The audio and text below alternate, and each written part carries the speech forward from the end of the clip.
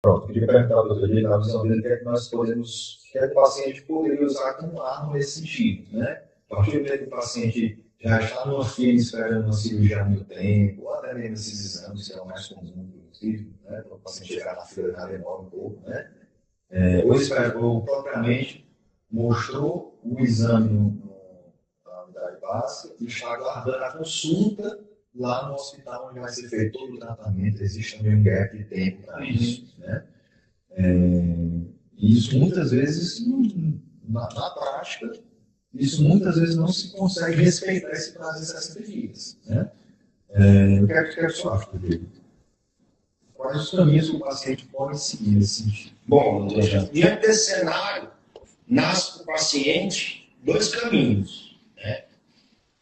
O primeiro deles é procurar a justiça. É possível a gente judicializar, e aí eu oriento que o paciente guarde toda a documentação, faça o requerimento por escrito, tenha esses documentos guardados para que ele procure um advogado, o advogado possa ajuizar uma ação, um pedido de uma liminar, para que o juiz determine que seja iniciado aquele tratamento dentro de um prazo definido pela lei, né? E a segunda opção é fazer a cirurgia particular, né? Infelizmente, isso é uma realidade que acontece no nosso país.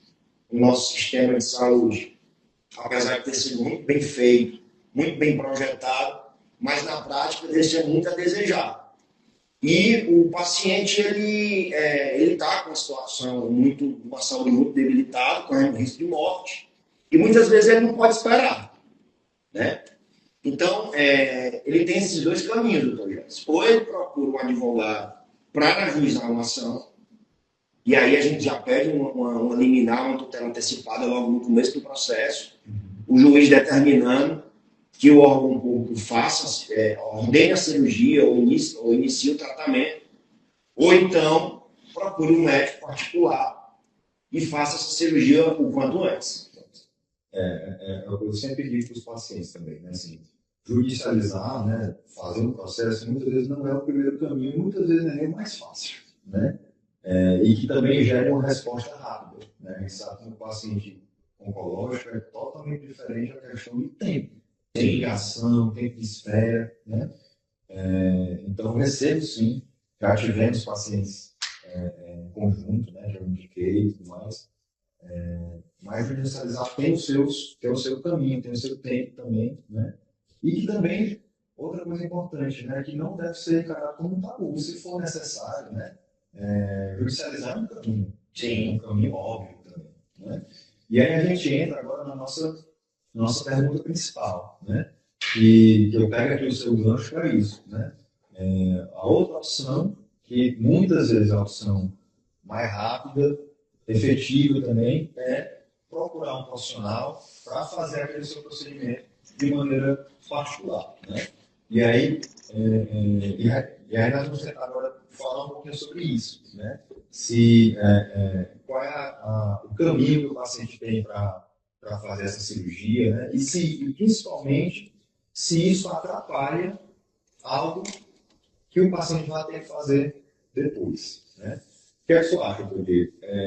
Existe alguma proibição nessa lei, por exemplo, 60 dias, ou na própria lei 8080 lá do SUS, que proíbe o paciente de fazer uma cirurgia particular, por exemplo?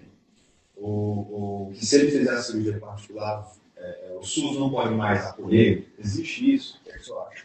Não, isso não existe, doutor Jansen. O fato do paciente ter realizado uma cirurgia particular não retira o dever do Estado de fornecer a continuidade terapêutica. Então, como a gente falou, a saúde é um direito universal para todas as pessoas. Então, o fato de um paciente que está sofrendo com um diagnóstico de câncer ter procurado um cirurgião particular, haja visto a urgência da necessidade do procedimento, e ele foi lá e fez a cirurgia, ou então fez até a biópsia particular, fez a cirurgia particular, ele pode sim, ele não só pode, como ele deve ser recebido pelo SUS. Não há nenhuma lei que proíba aquele paciente que fez a cirurgia particular a dar continuidade no procedimento, no tratamento do câncer dele na rede pública do SUS. Não há. Inclusive, se ele tiver esse direito tolhido, ele pode também procurar a justiça. Ele pode, sim, judicializar essa ação, pedindo que o juiz ordene que ele volte a ser recebido pelo SUS e dê continuidade ao tratamento daquele câncer que ele está sofrendo. Isso é algo que eu queria deixar claro, né? Assim, eu nunca tive nenhum caso, assim, pelo menos eu nunca tive, pode ser que algum outro colega tenha tido alguma experiência nesse sentido, de um paciente que fez a cirurgia particular e foi negado veementemente um tratamento aqui na nossa cidade, ou qualquer outra cidade que eu já trabalhei, por exemplo. Tá? O que acontece muito é um medo dos pacientes de, se fizer uma cirurgia particular, isso pode atrapalhar o andamento dele pelo SUS. Eu sempre explico, olha, isso não existe porque o SUS, como eu explico agora, porque o SUS é universal.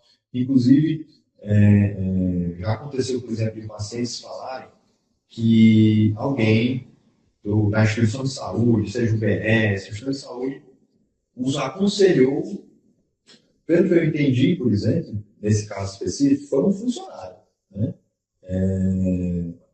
Esse funcionário aconselhou a não fazer essa cirurgia particular porque ele iria sofrer prejuízo dentro da instituição, né? Isso é cabível? Você acha que isso pode acontecer? E se algum paciente se sentir, por exemplo, com essa ameaça, com essa ideia, né? Você acha que o paciente pode tomar, qual atitude o paciente pode tomar nesse sentido? Tá? Certo. Isso é legal, né? Sim, entendi sua pergunta.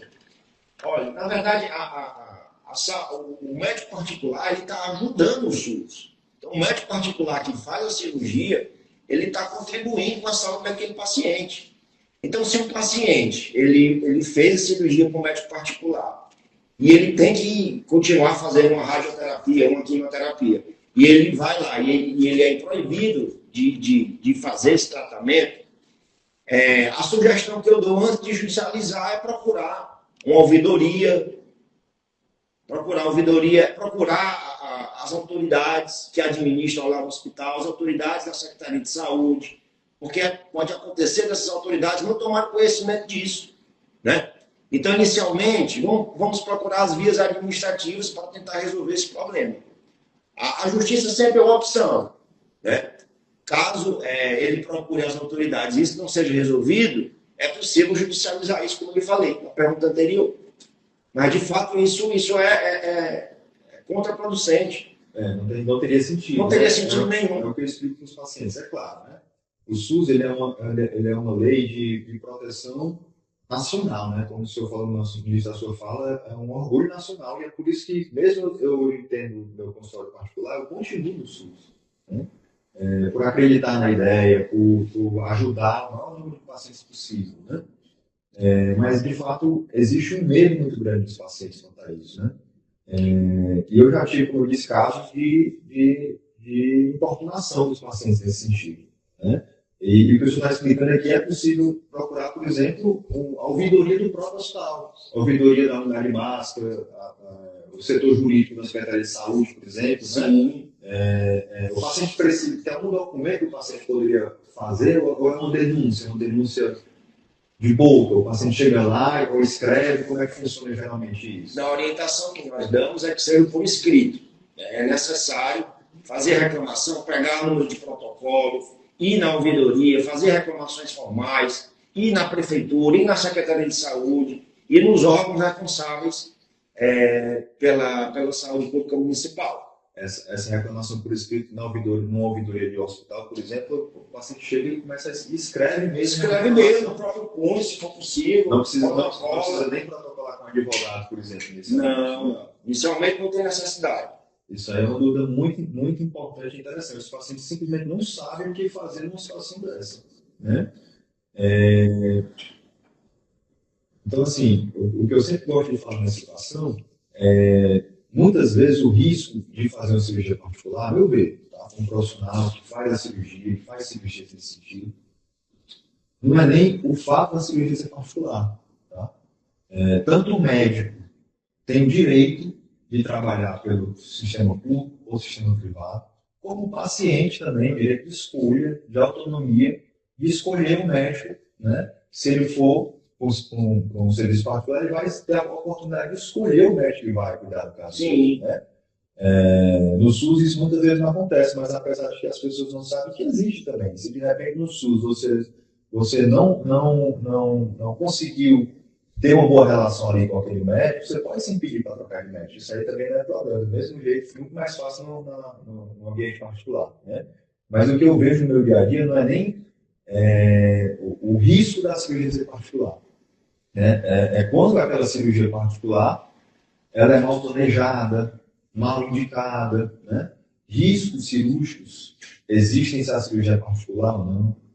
O risco de não conseguir, por exemplo, tirar aquele tumor todo vai acontecer se a cirurgia for particular ou for pelo SUS. Né? Muitas, e na grande maioria das vezes, a cirurgia é a mesma. Não há e nem é para ter diferença de tratamento entre uma cirurgia particular e uma cirurgia de SUS. Né? A mesma cirurgia que eu faço no SUS, eu faço no particular igual. O que muda, às vezes, na maioria das vezes, é um insumo ali, um tipo de grampeador diferente, um tipo de fio diferente, né? Mas a parte técnica e a parte de planejamento deveria ser a mesma. Né? Então, na grande maioria das vezes, o risco não é o fato de a cirurgia ser particular, ou não. Escolher o seu profissional, escolher o profissional adequado, né? E que esse profissional entenda tudo que está relacionado na cirurgia do câncer, né?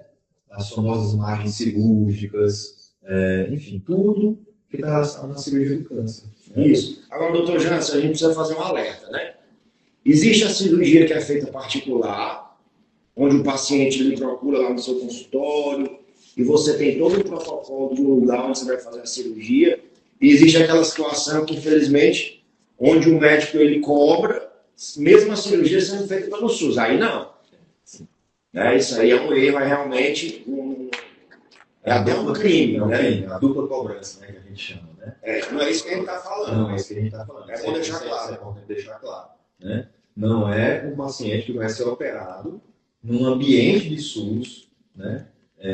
Num centro cirúrgico de SUS, ficar na enfermaria de SUS e está correto ele pagar o doutor para fazer a cirurgia particular mais rápido, com outra equipe. Isso aí não é o que nós estamos falando aqui. Exato. Isso é muito importante. Né? A gente está falando do paciente que me escolheu, por exemplo, foi no meu consultório particular, pagou a consulta, fez ou não exames particulares. O paciente já chega com exames vindo do sistema público, né? A gente aproveita esses exames muitas vezes, né, para não onerar ainda mais o paciente. Né? Mas tudo, literalmente tudo relacionado àquela cirurgia é tudo particular. Eu não posso, né, isso você pode também me complementar, eu não posso, por exemplo, fazer uma cirurgia particular e mandar que o paciente leve a biópsia dele para ser analisada pelo SUS, né? Que é um complemento do tratamento. Né? Isso não pode acontecer. Do mesmo jeito, de nenhuma maneira duplo pagamento, né? Porque o profissional ele recebe a operar pelo SUS, né? Então, ele já recebe a operar pelo SUS. Eu trabalho em Crateús, né? Sou coordenador de serviço em Crateús, de cirurgia, então quando eu vou operar lá, são pacientes de SUS. Não é incomum um paciente e outro lá no ambiente de SUS perguntar, doutor, e se eu não pagar, como é que acontece? Olha, aqui é SUS, a gente nem toca nesse assunto, porque em nenhum momento você vai precisar pagar nada aqui. Mas se eu quiser fazer, você vai procurar outro profissional, porque eu já tenho um vínculo aqui com você vai procurar outro profissional para fazer a sua cirurgia e etc. Né?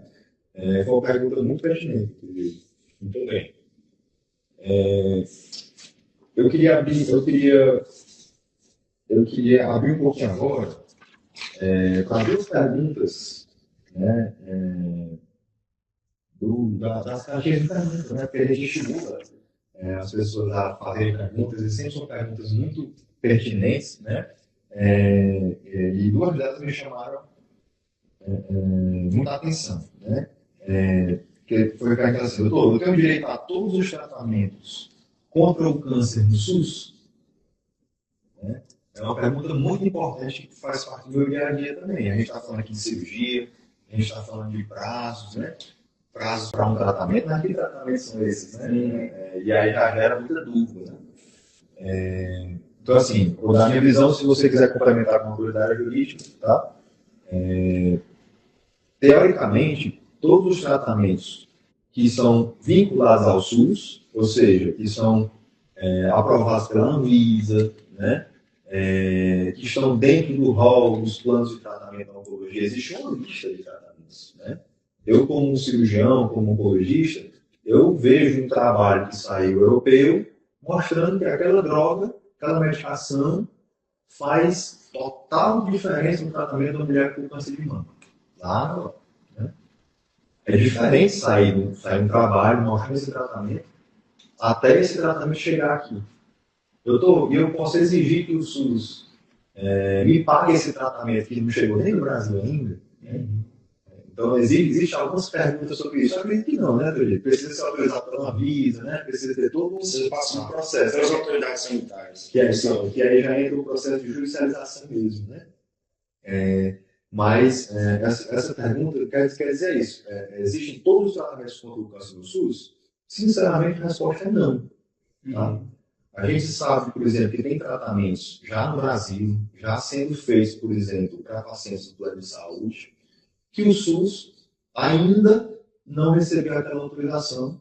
E aí cabe aos nossos órgãos, nós temos CFM, nós temos Sociedade Brasileira de Cirurgia Oncológica, de Oncologia, que são pessoas de muito boa índole, que querem realmente ajudar os pacientes e autorizar tratamentos, mas muitas vezes um tratamento ou outro a gente não vai ter como arma aí no SUS, né? E muitas vezes também nem particular, né? Porque, como a gente está falando aqui, por exemplo, eu faço cirurgia particular pelo SUS, né? Os pacientes podem ir procurar no consultório para fazer cirurgia particular pelo SUS. Já fazer um tratamento de radioterapia, com aquele banho de luz, né? Que o paciente do SUS tem direito, sim, ele não vai conseguir fazer particular. Não existe abertura para isso, né? Quimioterapia, que são tratamentos muito caros, muito onerosos, muitas vezes os pacientes não conseguem também fazer. Né? E aí já entraria toda a questão judicial para isso, né? Para conseguir fazer. Né? E outra pergunta aqui que veio da caixinha de pergunta, como o SUS é obrigado a fazer a cirurgia mais rápido? Né? Existem algumas, eu acho, na minha opinião, que existem algumas situações para isso. Né? Eu já até respondendo sobre isso. Né?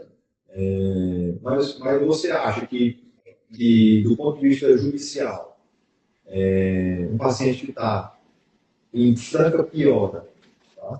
A gente, como médico, a gente consegue sentir isso, muitas vezes o paciente consegue sentir isso. Né? Uma piora, como não está conseguindo mais comer quase nada, não está conseguindo uma reabilitação progressiva e rápida. Né? O senhor acha que o caminho da judicialização é algo possível nessa situação, assim, por uma questão de tempo? Qual a sua visão sobre isso? Sim, é possível. Nós temos a nossa legislação, o arcabouço legal do Brasil é muito bem feito. Muitas vezes a gente peca pela prática do que está na lei, né? A justiça sempre é um caminho. É necessário a gente evidenciar, através de documentos, exames, para que o juiz possa evidenciar a gravidade daquela situação e conceda uma liminar no prazo mais rápido possível, determinando que seja feito o procedimento. Né? Então, assim, fazendo aqui um apanhado, né, doutor Jânson? Se o paciente está na fila do SUS, vamos imaginar aqui uma fila, ele sai dessa fila do SUS e vai fazer a cirurgia particular e ele fez a cirurgia, mas ali não resolveu. Ele precisa continuar o tratamento. Ele pode sim voltar para a fila do SUS. Essa é a mensagem, a ideia que a gente quer deixar claro para todas as pessoas que estão nos ouvindo. É possível sim, não existe nada que proíba aquele paciente que fez a cirurgia particular voltar para a fila do SUS. Né? E eu gostaria de fazer uma pergunta para você. Você, como médico experiente, um exemplo de cirurgião oncológico, já salvou muitas vidas, tendo serviço prestado aqui na nossa região norte do Ceará. O câncer tem cura, doutor Jânson? Não, tem sim. Tem sim. Isso, inclusive, é um lema que eu levo comigo. Né? É claro que existem situações bem graves, né? E é por isso que a gente está aqui, né? Por isso que a gente está fazendo esse trabalho, que eu chamo no consultório, esse trabalho de formiguinha, de esclarecimento, né? Ainda hoje a gente pega casos reais de pacientes que, por medo do diagnóstico, por medo de não conseguir fazer uma cirurgia rápido, por medo do estigma do câncer, né? E já vi de tudo, por medo de eu vou dar trabalho para minha família, um trabalho que eu não queria dar, eu vou fazer a minha filha sair do trabalho dela para cuidar de mim. Já vemos situações que o paciente deixa aquilo ir crescendo a ponto de realmente a cura ser mais difícil. Tá? Então, você tem cura sim, e literalmente todos eles têm cura, principalmente quando a gente descobre no começo. Então, tudo que a gente descobre no começo, tanto a gente consegue fazer procedimentos menores, a gente consegue muitíssima parte de cura, né? E muitas vezes não precisa nem fazer a tal da radioterapia só com a cirurgia. Então, do ponto de vista de órgão sólido, que é o que a gente chama, existem os tumores de sangue, né? Linfoma, mieloma, esses aí não se operam quase nunca. O resto é câncer de órgão sólido. Né? Então, todos os órgãos, câncer de órgão sólido, se a gente diagnosticar no começo, fizer o tratamento com uma pessoa, com um profissional que saiba fazer aquela cirurgia, a cirurgia tende a ser curativa na maior parte das vezes. Né?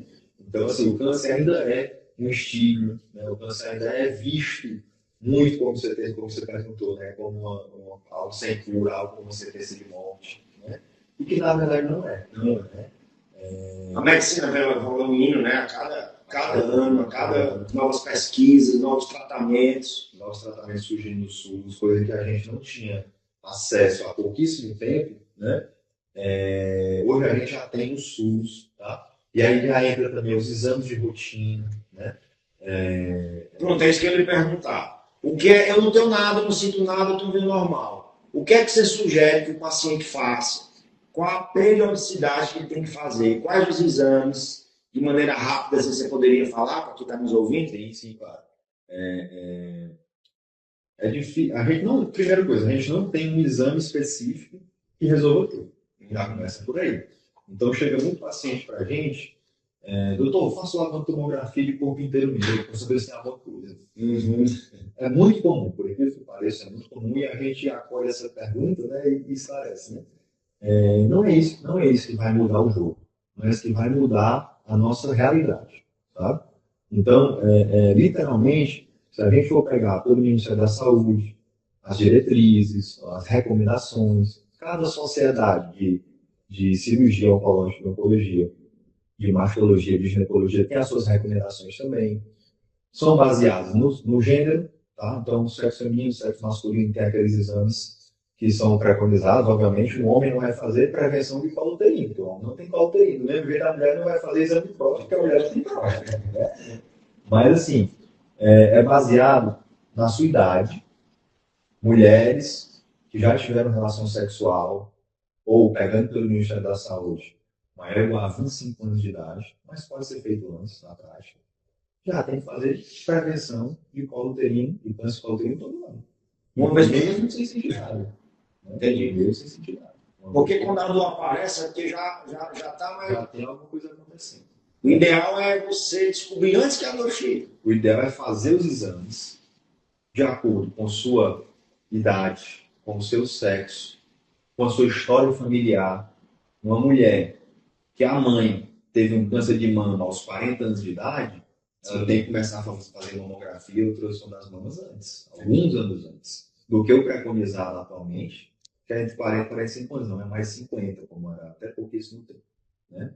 Então, depende muito do caso, mas a grande mensagem é essa. Procure um médico, não precisa nem para fazer esses exames. Pode procurar um especialista? Pode. A gente pode até evitar exames desnecessários, como a tomografia de corpo inteiro. Né? Você gasta menos, você se expõe menos a riscos, né, de radiação e etc.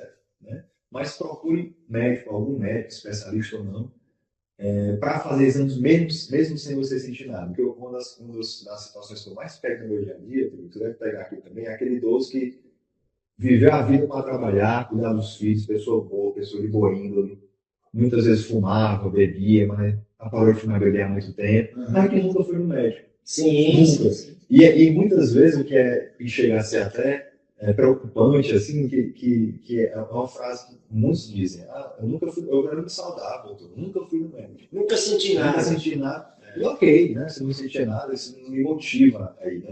Mas o que eu tô querendo, o que a gente está querendo dizer aqui é virar o jogo, né? Sim. É virar a realidade. Que você, que tem o seu pai, seu avô, sua mãe, né, mais idoso, que nunca fez um exame, já passou dos 50 anos, nunca fez uma colonoscopia, aquele exame da mangueira para ver o intestino, nunca fez uma mamografia, uma mulher que nunca fez uma mamografia, nunca fez um exame ginecológico de prevenção. Dá dó no coração quando a gente recebe idosinhos, idosinhas com tumor a um ponto de muita dor, de muito sofrimento. É nisso que a gente se baseia de querer mudar a realidade, né? De querer fazer a coisa correta, né? Eu sempre digo para os meus pacientes, ó, com informação a gente consegue tudo. Então, informação de que a pessoa está com câncer, existem maneiras de falar isso na pessoa, permitido pela família, permitido pela pessoa. Tem gente que diz, doutor, não quero saber. Você pode, eu faço tudo o seu pedido. Mas eu não quero que você me fale nada. Aí a gente vai conversar com a família, né? Entendi. Mas a informação leva a decisões erradas, né? E às vezes falta aquele profissional que tem a simpatia de dizer isso, olha. Nessa situação você não pode ir mais por esse caminho, é melhor você ir por esse aqui. Nessa situação aqui não adianta você querer uma cirurgia agora, querer uma quimioterapia agora, né? Então existem situações bem difíceis no dia a dia, né? E que a gente vai tentando mudar aqui o nosso paradigma, né? Muito bem, meu amigo, muito bem. Então é isso, né? É isso, meu amigo. Agradeço demais aqui. Acho que foi uma conversa muito proveitosa, né? Agradeço a atenção, agradeço a hotelaria aqui hoje, né? Para quem não sabe, a gente está aqui no espaço da Parente Advogado, né? Que fica aqui em Sobral. É um espaço muito novo, né? Por isso que eu fiz questão de vir aqui também, né? E agradeço a você pela sua expertise, né? A gente nem falou aqui de muita coisa que a gente vai falar, que eu vou lhe pedir essa ajuda também, então a gente ainda vai falar durante esse ano, né, sobre tudo que for de direito relacionado ao câncer, né, Felipe? Isenções de impostos, direitos previdenciários. Hoje foi uma live muito mais médica do que jurídica. Né? Exatamente. Como é a primeira, né, eu fiz essa questão de que a gente introduzisse esse assunto de SUS, introduzisse esse assunto de tirar o medo dos pacientes de falar sobre o tema, né, sobre esse tabu, né? Mas a ideia, com o passar dos meses, né, que o Diego foi convidado, vai ser convidado outras vezes, pretendo convidar outros colegas também, né, pedir sua ajuda nisso também, de indicações, né? E também falo para todos, né, quem tiver perguntas, nós estamos anotando, manda no nosso direct, né, o doutor Diego vai ser o próximo mês, eu vou convidá-lo aqui. Claro, já está na algum tema. A gente tem aqui, gente, a próxima live vai ser os direitos do paciente com câncer. Então, quem foi diagnosticado com câncer, saiba que tem muitos direitos que vocês têm, né? E nós vamos abordar todos esses temas. Vai ser uma live muito mais jurídica do que médica da próxima, né? Vai ser melhor, então. Não, vai ser igual, né? Então, eu que lhe agradeço o convite, é uma honra. Você, além de ser uma amiga, é meu cunhado. A casa aqui está de portas abertas, sempre que você precisar, conte com a gente. E eu desejo que Deus continue lhe abençoando. Você é um médico maravilhoso, você fez a cirurgia da minha esposa. A minha esposa teve um câncer de tireoide, gente, para quem não sabe. E o doutor Jansen fez a cirurgia. Eu sou suspeito de falar, né? Mas deu tudo certo, foi maravilhoso. Então, que Deus continue abençoando, que você continue salvando vidas, você continue estudando, se capacitando. E estamos juntos. Sempre que você precisar, conte com a gente. Obrigado, meu irmão. Próximo mês estaremos outros. Até mais, pessoal.